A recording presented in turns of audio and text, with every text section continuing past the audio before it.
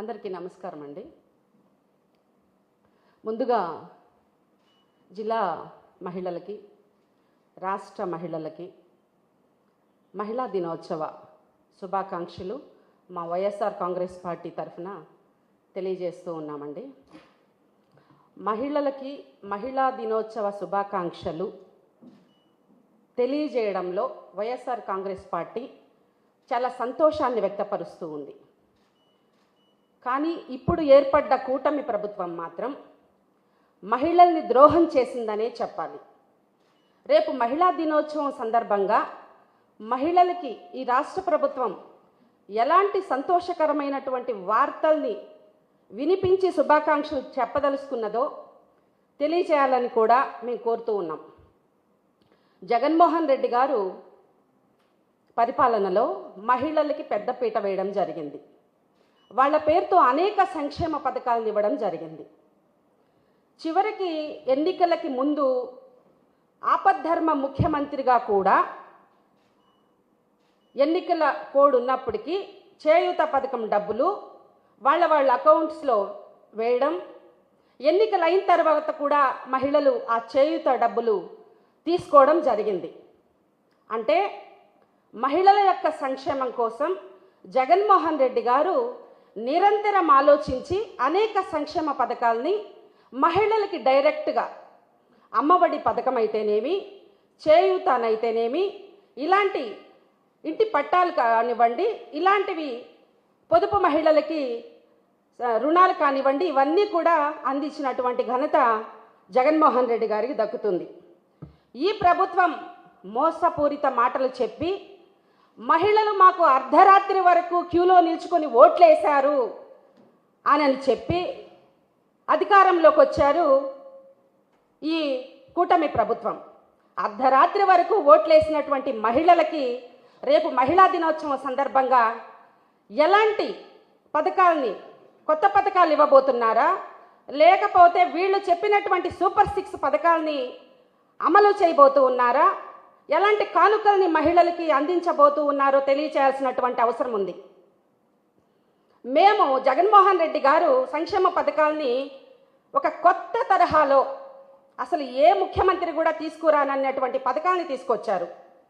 అమ్మఒడి అనే పథకం గతంలో 14 సంవత్సరాలు ముఖ్యమంత్రిగా చేశానని చెప్పినటువంటి చంద్రబాబు నాయుడు గారు అమ్మలకి చదివించుకునే బిడ్డల కోసం ఒక పథకాన్ని ప్రవేశపెట్టాలి అన్నటువంటి ఆలోచనే లేని చంద్రబాబు నాయుడు గారు మా జగన్మోహన్ రెడ్డి గారిని చూసి అమ్మఒడి ఇస్తున్న జగన్మోహన్ రెడ్డి గారు అని చెప్పి ఎలాగైనా అధికారంలోకి రావాలని అమ్మకి వందనం పేరుతో మహిళల్ని మోసం చేశారు. అదేవిధంగా మేము చేయూత పథకాన్ని ప్రవేశపెడితే మేము కూడా ఆడబిడ్డ నిధి అని చెప్పేసి నెలకి 1500 రూపాయలు 18 సంవత్సరాలు పూర్తయిన ప్రతి మహిళకి కూడా మహిళ ఆడబిడ్డ నిధి కింద ఇస్తామని చెప్పి ఈ రోజుకి 9 నెలలు అధికారంలోకి వస్తే నెలకి 1500 రూపాయల చొప్పున ఎన్ని నెలలైందో రేపన్నా మహిళల ఖాతాల్లోకి ఆ డబ్బుల్ని జమ చేయబోతున్నారా ఈ కూటమి ప్రభుత్వాన్ని మేము ప్రశ్నిస్తూ ఉన్నాం వైఎస్ఆర్ కాంగ్రెస్ పార్టీ మహిళా విభాగం తరఫున. అలాగే ఉచిత బస్ అన్నారు, ఈరోజు దానికి ఊసే లేదు. మంత్రుల్ని పంపిస్తారు పక్క రాష్ట్రాలకి పరిశీలించి రమ్మని. అమ్మఒడి పథకం కోసం చెప్తారు లోకేష్ బాబు గారు రూట్ మ్యాప్ వేస్తున్నాము అని. ఇవన్నీ కల్లబొల్లి మాటలు. మహిళల్ని నిండా ముంచేసింది కూటమి ప్రభుత్వం. పోతే బీసీలకి 50 సంవత్సరాలకే పెన్షన్ ఇస్తామని చెప్పారు. బీసీలని తెలుగుదేశం పార్టీ అంటే బీసీల పార్టీ అని చెప్పి బీసీలని పూర్తిగా మోసం చేసినటువంటి ఈ కూటమి ప్రభుత్వం ఎందుకు 50 సంవత్సరాలకి బీసీలకి పెన్షన్ పథకాన్ని ఇంకా ప్రవేశపెట్టలేదోనని మేము అడుగుతూ ఉన్నాం. ఈరోజు అనేక కులాలు, బీసీ కులాలు ఎస్సీ రిజర్వేషన్ కోసం, ఎస్టీ రిజర్వేషన్ కోసం ఎదురు చూస్తూ ఉన్నాయి. మీరు ఎన్నికలకి ముందు కూడా హామీ ఇచ్చారు. ఉదాహరణకి వాల్మీకి బోయలు కావచ్చు, రజకులు కావచ్చు, వడ్డర్లు కావచ్చు, ఇలాంటి కులాలన్నిటినీ కూడా ఎస్సీ ఎస్టీ జాబితాలో చేర్పిస్తామని చెప్పి మీరు మాట ఇచ్చి ఉన్నారు. ఆ మాటను నిలబెట్టుకునే ప్రయత్నంగా ఏమన్నా ఇప్పుడు జరుగుతున్నటువంటి అసెంబ్లీ సమావేశాల్లో మీరు తీర్మానం చేశారా అని మేము ప్రశ్నిస్తూ ఉన్నాం. రాష్ట్రంలోనూ కేంద్రంలోనూ మీ కూటమి ప్రభుత్వమే ఉంది కదా, మరి ఆ రిజర్వేషన్ల గురించి తీర్మానం గురించి మీరు ఊసే ఎత్తడం లేదు. ఎందువలన తెలియజేయాల్సిన ఈ రాష్ట్ర ప్రజలకి మీరు మాట ఇచ్చిన ఆ కులాలకి సమాధానం చెప్పాల్సినటువంటి అవసరం ఉంది. ఇకపోతే నిన్న నారాయణ గారు మాట్లాడుతూ జగన్మోహన్ రెడ్డి గారికి 11 సీట్లే ఇస్తే ప్రతిపక్ష హోదా అడుగుతున్నారు. ఎలా అడుగుతున్నారు, అర్హత ఉందా అని నారాయణ గారు నిన్న మాట్లాడడం మనం చూసాం. ఏమండి నారాయణ గారు, మీరు నిన్న ఒక మాట కూడా అన్నారు, ప్రజలు ఒక అవకాశం ఇస్తారు, బాగా పనిచేస్తే మరొకసారి అవకాశం ఇస్తారు అని. మరి మీరు 2014లో అధికారంలో ఉన్నారు కదా, మరి మీకు 2019లో అధికారం ఇవ్వలేదంటే దాని అర్థం ఏంటి? అంటే మీరు బాగా పనిచేయలేదనే కదా. అంటే మీకు 23 సీట్లు వచ్చాయి కదా రోజు. మీ ఆ రోజు ఓట్లెన్ని? ఈ రాష్ట్ర ప్రజలు మీకు ఇచ్చిన ఓట్లెన్ని?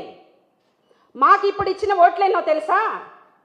ఓడిపోయారని మీరు మాట్లాడుతున్నారు. ప్రజల్ని మోసం చేసి అధికారంలోకి వచ్చారు అని మేము మాట్లాడుతున్నాం. ఏమంటారు నారాయణ సార్? ఆ రోజు మీ 23 మంది 5 మంది ఎక్కడ కూడా దూరంగానే వ్యవహరించారు మీకు. నిన్న మా నాయకుడు జగన్మోహన్ రెడ్డి గారు అన్నారు, మనం కానీ సరేననుంటే ఇంకొక 10 మంది కూడా మన చెంతకొచ్చి కూర్చునేసి ఉండేవాళ్ళు అని. అంటే 10 ఒక 5 15 పోతే 23లో ఇంకా మీకు ఎన్ని మిగిలి ఉండేవి నారాయణ సార్? మీకు ప్రతిపక్ష హోదా మీకు 8 మంది ఉన్నా 9 మంది ఉన్నా మా నాయకుడు జగన్మోహన్ రెడ్డి గారు ఇవ్వదలుసుకొని, మీకు ప్రతిపక్ష హోదా ఆ రోజు ఇవ్వదలుసుకొని 151 సీట్లతో అధికారంలో కూర్చున్న మగాడు మా జగన్మోహన్ రెడ్డి గారు ఆ రోజు మీకు ప్రతిపక్ష హోదా ఇచ్చారు. కను సైగ చేస్తుంటే మీ పక్కన ఉన్న వాళ్ళు 3/4 మంది మా జగన్మోహన్ రెడ్డి గారికి సరెండర్ అయిపోయి ఉంది ఆ రోజు. కానీ మా నాయకుడు ఏ రోజు కూడా ప్రజల పక్షాన ఏమైనా ప్రశ్నలు ఉంటే వాళ్ళు ప్రశ్నించాలి, మనం వాటికి సమాధానం చెప్పాలి అన్న ఉద్దేశంతో ఆ రోజు మీకు ప్రతిపక్ష హోదా ఇచ్చారు. 11 సీట్లు ఉన్నా ప్రతిపక్ష హోదా ఇవ్వకూడదునని ఎక్కడన్నా రూల్ ఉందా నారాయణ గారు? మిమ్మల్ని, మీ నాయకుడు చంద్రబాబు నాయుడు గారిని, జగన్మోహన్ రెడ్డి గారిని, బీజేపీ నాయకులందరినీ కూడా నేను అడుగుతూ ఉన్నా. ఢిల్లీలో 3 సీట్లున్నా కూడా ప్రతిపక్ష హోదా ఇచ్చారు, మాకు కూడా అలాగే ఇవ్వండి. 40% మంది ఓటర్స్ మాకు ఓట్లేశారు. ప్రజా సమస్యల పక్షాన మేము పోరాడాలి, మాకు ప్రతిపక్ష హోదా ఇవ్వండి అని మా జగన్మోహన్ రెడ్డి గారు మాట్లాడితే మీకు అర్హతే లేదని మాట్లాడతారా? మీకు మాత్రం సుర్రుమంటదే కార్పొరేటర్కి ఎక్కువ, ఎమ్మెల్యేకి తక్కువ అని అంటే, మాకు మాత్రం మమ్మల్ని అవమానిస్తే మాకు మాత్రం కాలకూడదా? ఆ రోజు మీకు 23 సీట్లే కదా. నువ్వు ఆ రోజు దొడ్డిదారిన ఎమ్మెల్సీ సీటు తెచ్చుకొని మంత్రి అయ్యావు కదా. ఆ రోజు మరి నువ్వు మంత్రిగా ఈ జిల్లాలో పరిపాలించావు కదా. నువ్వు చాలా బాగా పనిచేశాను, అన్ని పార్కులు చేశాను, ఇన్ని రోడ్లు వేసాను, ఇన్ని కుళాయిలు వేసానని చెప్తూ ఉంటావు కదా. మరి నిన్ను ఎందుకు ఓడించారు నారాయణ సార్? సమాధానం చెప్పగలరా? ప్రజలకి నువ్వు అంత బాగా చేస్తుంటే, నువ్వు దొడ్డిదారిని ఎమ్మెల్సీ తెచ్చుకొని కూడా మంత్రి అయ్యి నువ్వు ప్రజలకంత సేవ చేస్తుంటే ప్రజలు నిన్ను ఎందుకు ఓడించారు సార్? ప్రజలు మమ్మల్ని ఓడించలేదు సార్.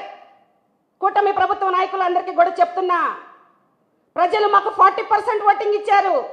మీరే చేతగాక అన్ని పార్టీలు కలిసి, నేను ఒక్క మాట అడుగుతున్నానండి కూటమి నాయకుల్ని, మీకు ఛాలెంజ్ కూడా విసురుతున్నా.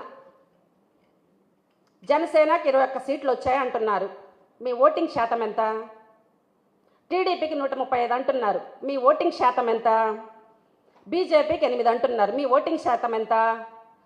విడివిడిగా కౌంట్ చేసుకుంటే మీ మీద మేము బెటర్ కదా, చాలా చాలా చాలా బెటర్ కదా. 40% ఓటింగ్ మాది, 40% ఓటింగ్ మాది. ప్రజలు మమ్మల్ని ఓడించలేదు. మీరు కూటమిగా ప్రజల్ని మోసం చేయడానికి ఒక పక్కా ప్రణాళికతో మీరు కూటమిగా ఏర్పడితే మీకు వచ్చిన పర్సంటేజ్ చూసుకొని మీరు ఆత్మ పరిశీలన చేసుకొని మా నాయకుడికి ప్రతిపక్ష హోదా ఇస్తే ఈ రాష్ట్రంలోని ప్రజల్ని గౌరవించిన వాళ్ళు అవుతారు. అది అవగాహన లేకుండా జర్మనీలో అయితే ప్రతిపక్ష హోదా ఇస్తారు. ఏంటండి, మనల్ని భారతదేశం నుంచి ఏమన్నా పంపించేసి నువ్వు పెద్ద నాయకుడు అయిపోయావయా, జర్మనీలో పార్టీ పెడతామని ఏమన్నా ఎవరన్నా అక్కడి నుంచి కబురు వచ్చిందా అని అడుగుతున్నానండి.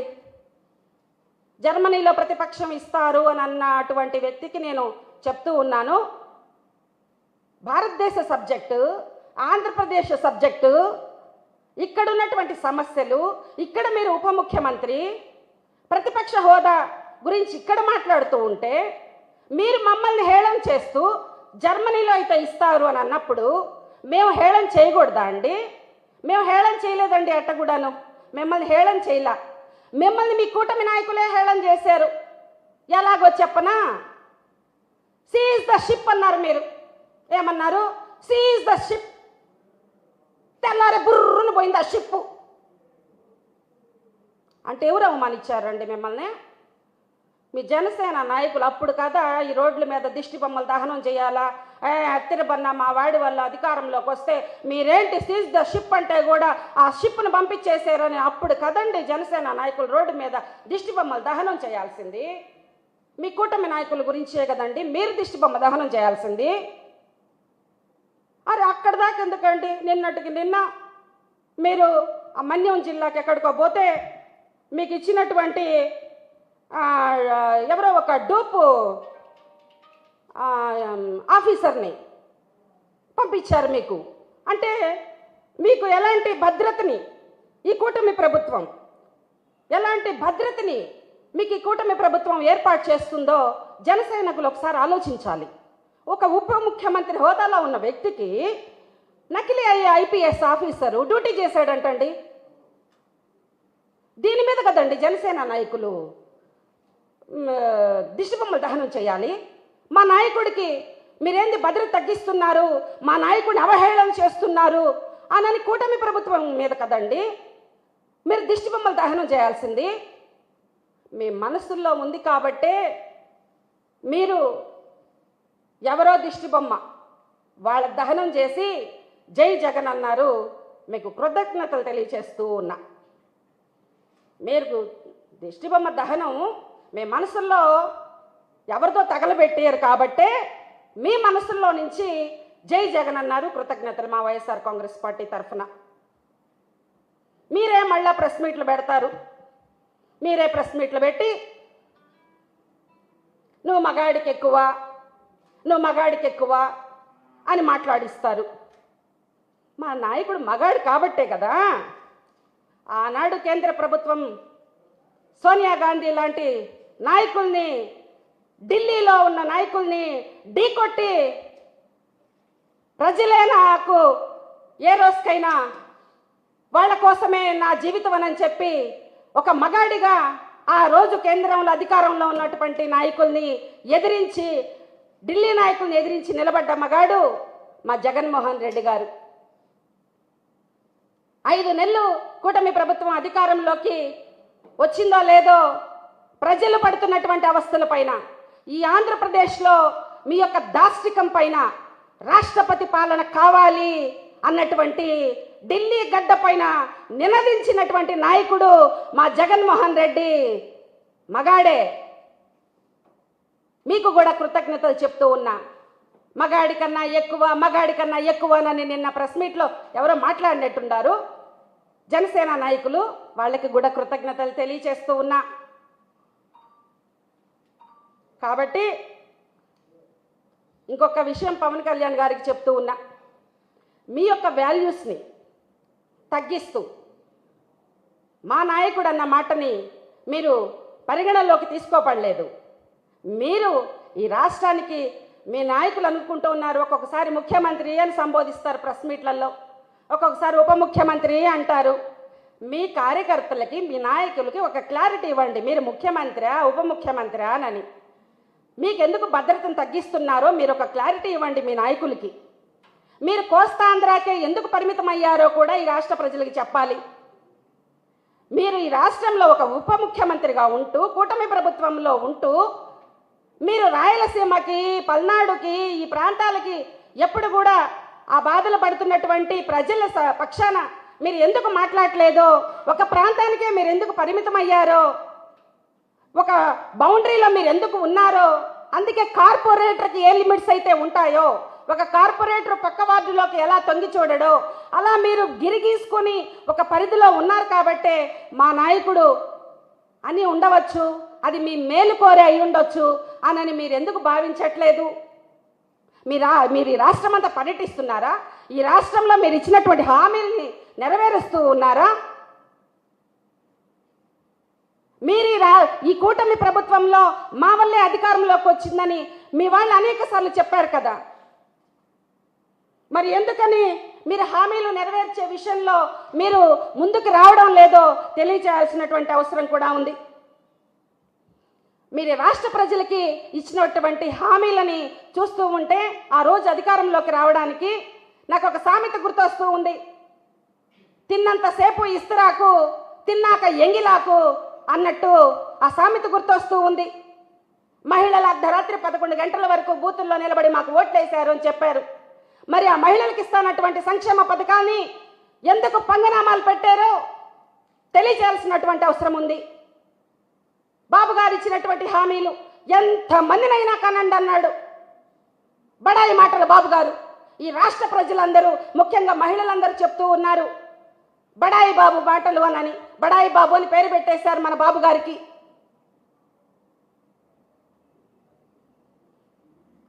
బటన్ నొక్కడం ఎంతసేపు, మూలన కూర్చున్న ముసలమ్మ కూడా సంక్షేమ పథకాల కోసం బటన్ నొక్కుతుంది అని ఆ రోజు మాట్లాడారు.